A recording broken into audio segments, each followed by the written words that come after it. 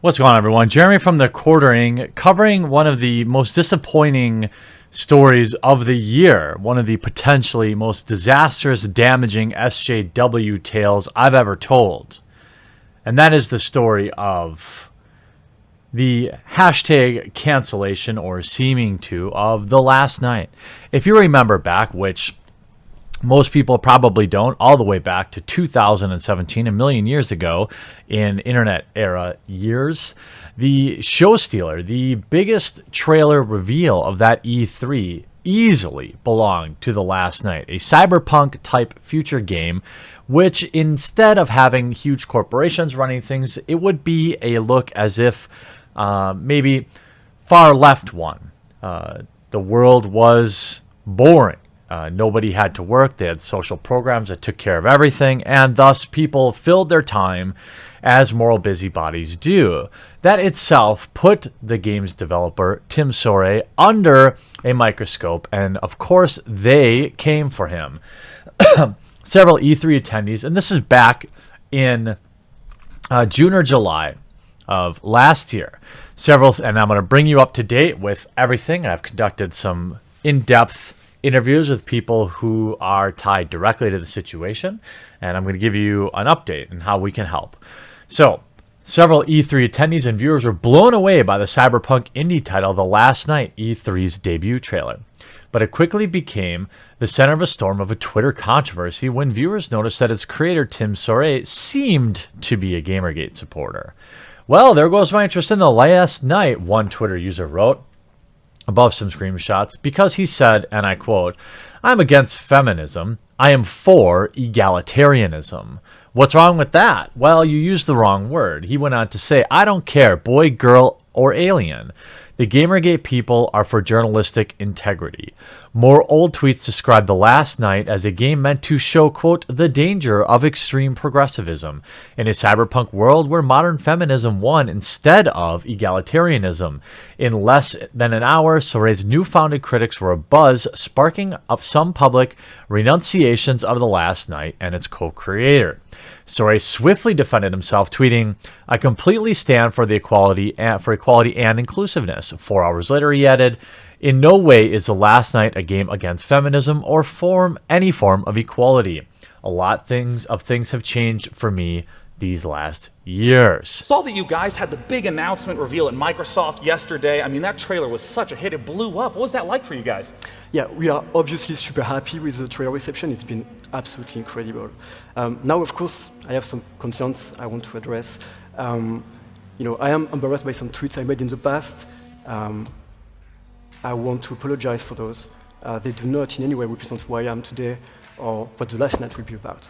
Well, let's talk about what the game is about. So Tim from Odd Tail Games, instead of getting that moment to talk about how excited everyone was about the trailer, he had to issue an apology for daring to support egalitarianism exclusively over feminism. Now, the thing is, egalitarianism is just a fancy word for saying, the best person for the job, the best tool for the job, whatever it is, you earn it. There's no favoritism. This is the ideal way to run a business, to live your life, in my opinion.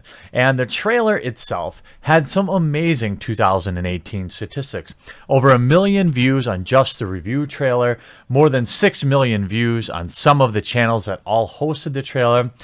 IGN video 500,000, and the game wound up on 186,000 Steam wish lists with just a single trailer. So needless to say, the trailer was amazing. The game looked amazing. The concept is interesting. And it was, in my opinion, a great look at cyberpunk done right, done by an indie development company, someone that I definitely wanted to support and still do support. And then on New Year's Day, Tim shared some more information, and then we'll get to what I found out from behind the scenes. Doubled the team, got themselves a lovely new studio, game budget, finally got a massive raise. They found and developed code architecture the game needed, developed even more gorgeous hybrid 3D pixel art technique. Then there were massive business, legal, and funding issues that they can't talk about, but I can, so I'm going to let you know what those are.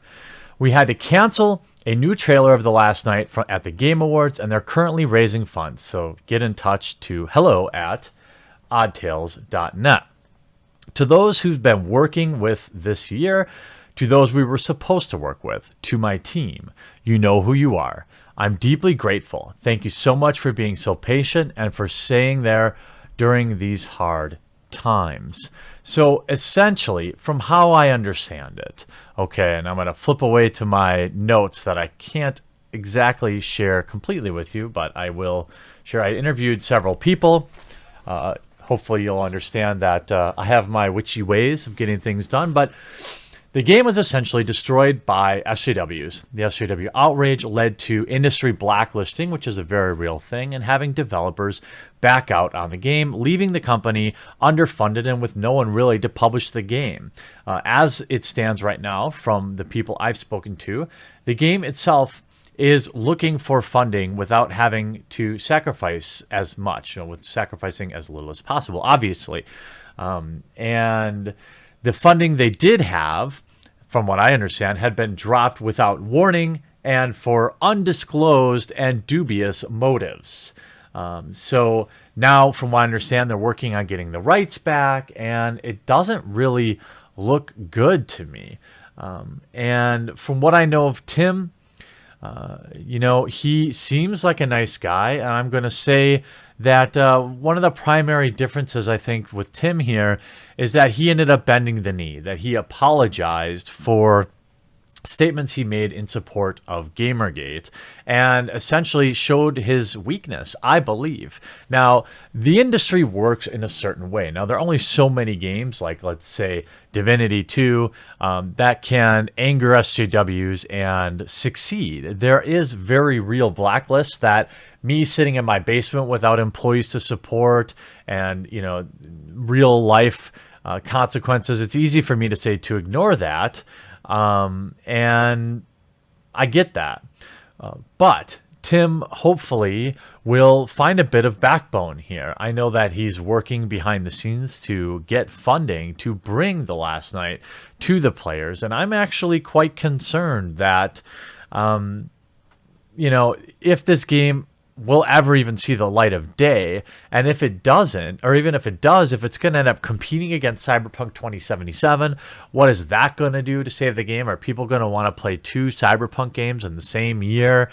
It's very, very concerning. And the idea that they had to pull their trailer from the Game Awards, I'm not sure why that was. Probably because they lost the rights to the game is how I understand it.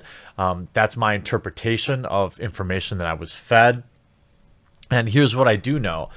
Since putting the story out there, there have been several people who have reached out to Tim and his studio to back the project. And I want to share a little bit now of the less classified stuff. Said that many people have reached out. Actually, that's a part of my other notes. Let me bring that up. From what I'm told, several people have reached out privately to issue some support and try to work things out with The Last Night. However, they can't say anything publicly because this is what happens. The Twitter outrage mob is going to rob the gaming community of what appears to be an absolutely beautiful game done by a indie developer who actually stands with us. And that simply cannot stand the way it is. We have to fight against this, and I'm not sure exactly what the best way to do it is. Now, could Tim kickstart some funding or raise some funding that way with pre-sales for his game? Probably.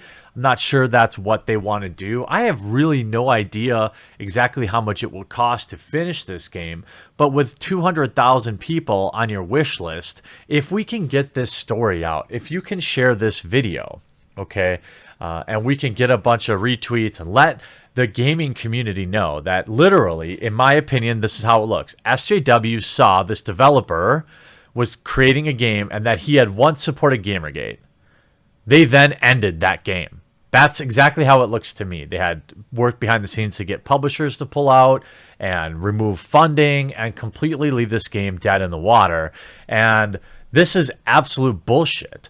In a world where gaming community gets nothing but rehash, reskin, microtransaction-laden games, we have a true breakout star here that is coming from an indie developer, a company that seemingly cares about the community, and now we're probably going to lose the game because of this cabal of games activists behind the scene pressuring backers and publishers to put this game up. Now, I know a lot of developers and publishers watch my videos, and you know how to get a hold of Tim. He lists the email publicly in his tweet, hello@oddworld, I believe it is.